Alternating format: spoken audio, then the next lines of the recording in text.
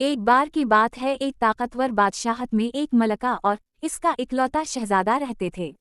جب شہزادہ جوان ہوا تو ملکہ نے کہا، بیٹے، اب تمہیں اپنی دلہن خود ڈھونڈنی ہے، پر دلہن خوبصورت نہیں، باوقار، باادب اور فرشتے جیسی آواز والی ہونی چاہیے۔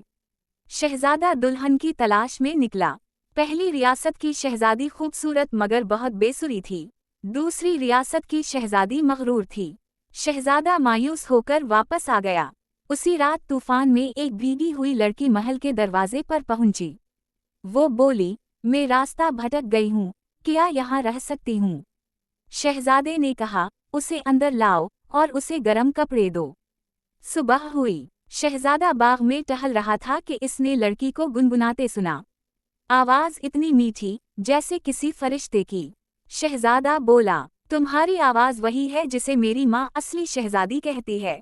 لڑکی نے کہا، میں تو کوئی شہزادی نہیں، بس ایک عام لڑکی ہوں۔ شہزادہ مسکرا کر بولا، شہزادی دل سے بنتی ہے، تاج سے نہیں۔ ملکہ نے اس کی آواز سنی، اس کا وقار دیکھا اور خوش ہو کر کہا، یہی ہے میری بہو۔ یوں شہزادے کو اپنی حقیقی شہزادی مل گئی۔